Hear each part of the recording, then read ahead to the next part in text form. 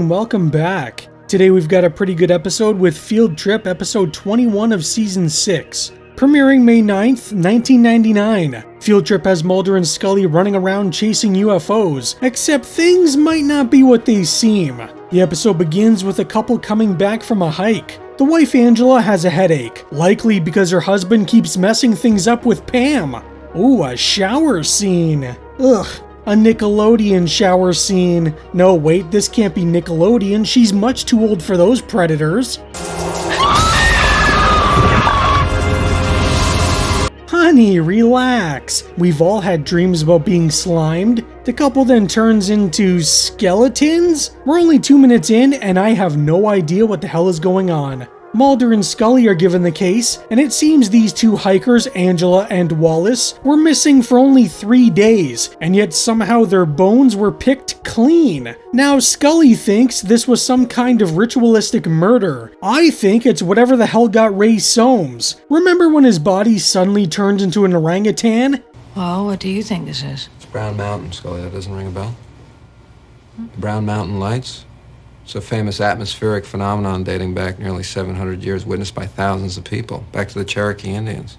Oh, that's right. Scully is definitely known for her knowledge on the Brown Mountain Lights. So yes, of course, Mulder thinks it's aliens. Scully, on the other hand, goes into skeptic mode, despite witnessing nearly 6 full seasons of paranormal phenomena. And then in the end, who turns out to be right, like 98.9% of the time? I just think I've earned the benefit of the doubt here.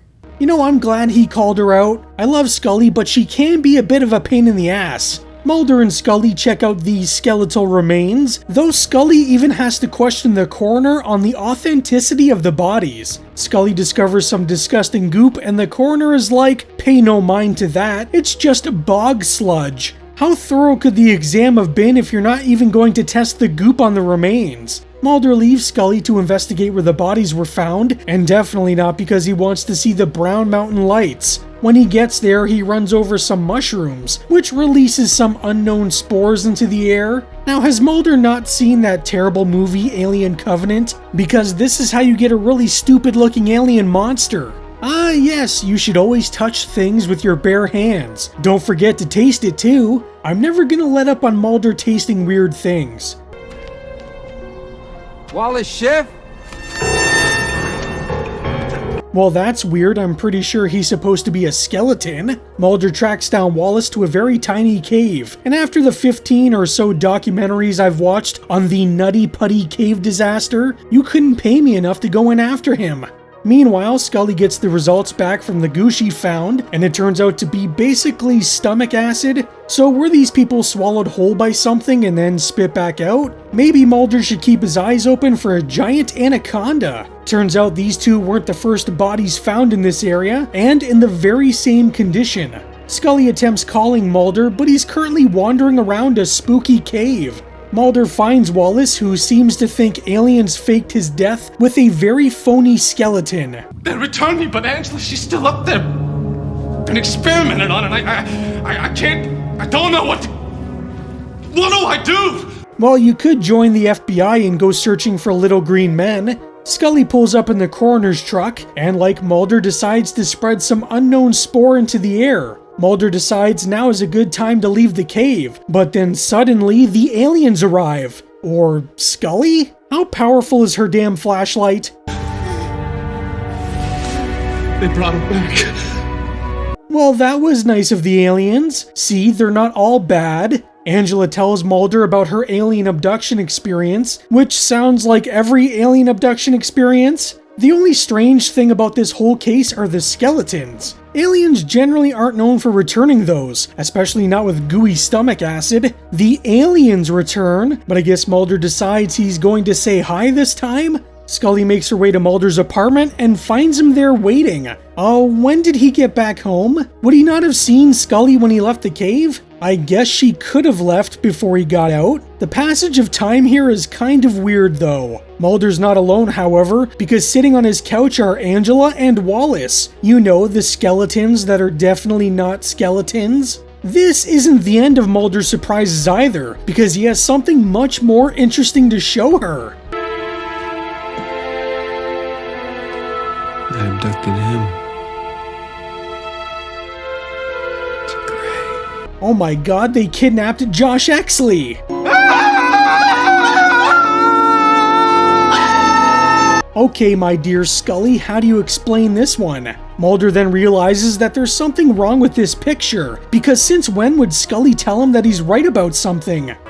Mulder, I'm admitting that I was wrong. See, look at the pain on this man's face. He knows something strange is going on. Okay, who got the water line crossed with the GAC line? Who attacks me?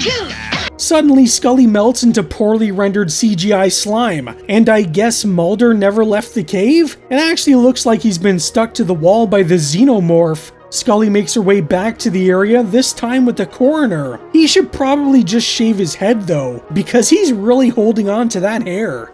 Scully finds more of that goo, which seems to be coming from the ground. The coroner discovers footprints going in and coming out of the cave. Only seconds earlier, the coroner asked Scully about the cave. She said she checked it and it was empty. Earlier, we saw her right at the mouth of the cave looking in. Does she not realize those footprints coming out could and likely are her own? The coroner finds another spirit Halloween skeleton, and it couldn't possibly be Mulder now, could it? The dental records sure seem to point in that direction, but since when are dental records accurate? One big difference between Mulder's remains and the others is a lack of acidic goop. I'd say we're looking at a murder. One with ritualistic overtones. Okay, this guy's been watching too much X-Files, because he's starting to sound exactly like Scully. Scully brings her report about Mulder's death to Skin Man, and Skinner seems to be fine about the whole thing, like he barely reacts to the news that Mulder's dead. I guess maybe he's just happy to finally have Mulder out of his hair? Oh, I guess that was a poor choice of words. Scully can't accept the fact that Mulder's dead. I mean, after everything they've done, he gets taken out by some cultist? Scully makes her way back to Mulder's apartment, and it seems like they're having quite the shindig. Okay, now don't everyone stare at her at once. Is the casket in his bedroom? What did they do with the waterbed? The lone gunmen try and comfort Scully, but she sort of loses it on them when they agree with her assessment that Mulder was killed in some ritualistic murder, when that wasn't really her findings, it was just one of her theories. Look, something else is going on here. Am I the only one who thinks that? Whoa, way to kill the mood, Scully. Scully starts seeing goo and then accuses Skinner of doing something to Mulder. Suddenly, there's a knock at Mulder's door, and somehow it's Mulder. But I thought he was dead. Oh, maybe someone brought his skeleton back to life. That is for you to know. That's not my problem. I sleep now. Hey, what happened to the party? Mulder explains to Scully that he was abducted, but that would be silly. There's no way Mulder would ever be abducted. Scully doesn't buy the abduction theory, especially since she saw the dental records, and what happened to all the people in his apartment. People don't just disappear. Wild mushrooms, Mulder, they were growing there. I stepped on one, and it gave off spores. Finally, someone's catching on. Scully now believes she and Mulder are still in that cave, that they never escaped, and that this is all just a really bad drug trip. If they are in that cave like she says, is she having this conversation with the actual Mulder, or is she having this talk with hallucination Mulder? Mulder is somehow able to break free of the mushroom's powers and claw his way to the surface. I don't know much about hallucinogens, but can you just willfully break their powers once you realize that you're under them? Anyways, Mulder and Scully are safe and sound, and we can all share a sigh of relief. Scully, how could we simply will ourselves out of a chemical hallucination? Well, the fact remains we did. Well, I'm glad I'm not the only one asking these questions. Things take a turn for the worse, however, because Mulder realizes they never actually escaped. Now, if only there were a way to prove it. Mulder! Oh my god, Skinner was an alien this whole time? Alright, so maybe none of that was real. How did they manage to see his hand poking out from all the way over there? Mulder and Scully are finally found, but are we sure this isn't just another dream? I'm going to assume they were only found because the coroner was like, how long did she say she needed my truck?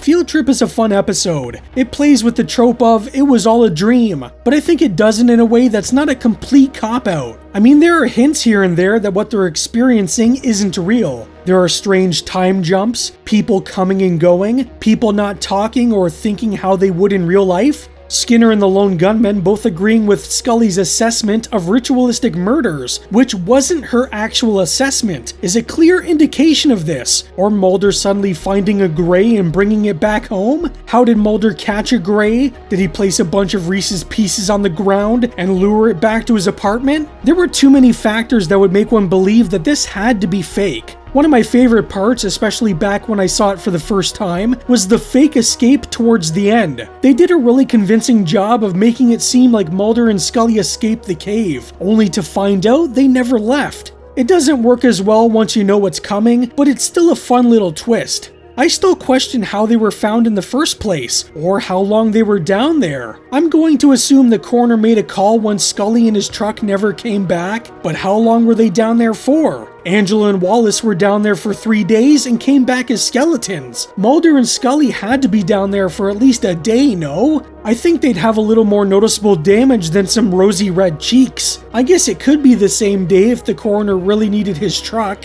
Frank Spotnitz has said Field Trip was one of those episodes that just refused to sit still during development. It started as Mulder trapped in a cave with a monster, then became Mulder and Scully trapped underground together, and finally evolved into the much stranger version we got, where each of them believes the other is trapped. That's when everyone got excited, because they realized they'd landed on an X-file they'd never really done before. It let them explore Mulder and Scully's differences by pushing their hallucinations to the extreme. Once that clicked, Spotnitz realized it also opened the door to scenes the show had always teased, but never fully committed to. This was finally a place where Mulder could ask Scully, "You say you need scientific proof, but aren't I right 99% of the time?" And where Scully could actually look at a gray alien and admit Mulder had been right all along. Spotnitz loved the idea of the episode as a big mind game, but he was also worried about cheating the audience or making it so convoluted people wouldn't follow it. Those worries eased once the teleplay came back from Vince Gilligan and John Sheban.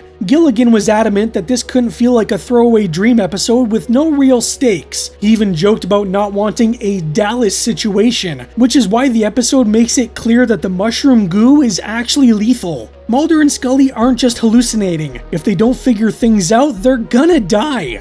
Behind the scenes, the research went harder than you'd expect for an episode about magic mushrooms in a cave. Researcher Lee Smith consulted botanists and mycologists, dug into massive real-world underground fungi, and even spoke with experts from the University of Tennessee's Body Farm, where decomposition is studied using donated remains. Visually, the episode pushed the crew in new directions. Special effects makeup coordinator John Vulich helped create those tall, spidery fiberglass pods, with production designer Corey Kaplan wanting them to look organic and earthbound. The pods, the exploding puffball mushrooms, and the skeletons were all handled by the second unit on a soundstage, along with the goo-soaked scenes with Duchovny and Anderson. For the cave itself, Kaplan's team went old school, flipping through geology textbooks and adventure magazines before installing much of the set dressing inside the Bronson Caves in Griffith Park. Yes, the same caves used as the Bat Cave on the old Batman TV series. At the time, Field Trip was doing some surprisingly advanced digital work. To create the melting effect, David and Jillian were scanned in 3D at a facility in Glendale. Bill Miller quickly realized you can't just melt your leads any old way. They had to melt like movie stars. He even joked about the risk of turning Gillian Anderson into Margaret Thatcher, which is kind of funny in hindsight considering she'd go on to play her years later. The solution was a leading edge melt, where the goo overtakes them gradually, while their faces stay intact as long as possible. And yes, the goo for the most part was real. It was basically a vegetable-based food thickener dyed yellow. Duchovny and Anderson spent hours absolutely covered in it. Second unit producer Harry Bring said it was everywhere. Eyes, ears, hair, everywhere, and both actors just had to deal with it. I'm also pretty sure it's the same stuff they used for ectoplasm in Ghostbusters. Things didn't get any more comfortable outside. At the Ventura Farms movie ranch, pits were dug so Mulder and Scully could claw their way back to the surface. The actors wore wetsuits under their costumes, were buried in dirt and slime, and spent long stretches crouched underground between takes. Gilligan admitted he half expected an angry phone call, but while there was some good-natured griping, neither Duchovny nor Anderson actually complained. On top of all of that, the episode even snuck in sound effects from StarCraft, specifically the Zerg, though I can't confirm which sounds exactly were used. The guest cast is full of familiar faces, including David Denman years before playing Roy on The Office, Robin Lively as Angela Schiff, who can be seen on Landman, and Jim Beaver as the Coroner, best known for Deadwood and Supernatural. Field Trip currently has an 8.5 on IMDb. This is a really fun episode with a great twist on the dream trope, so I'm probably gonna give this one an 8. Up next is one of my least favorite arcs in the series, as Mulder starts losing his damn mind over a stupid piece of metal in the episode Biogenesis. So what do you think about Field Trip? Let me know down in the comments. Anyways, that's all for today. I hope you have a great day and stay spooky. What I'm about to tell you is going to change the life of everybody on this planet. Who took Agent Mulder? Something else is going on here. Am I the only one who thinks that? And what did he bring back? I abducted him. The X-Files. Oh my God. An all-new episode, Sunday at 9, 8 Central on Fox. Huge thanks to all my channel members, you're the real MVPs of the Spooky Squad. Your support helps keep the lights flickering and the monsters fed. If you'd like to join up and help support the channel, check out the join button below. But no pressure, just watching and liking helps a ton too.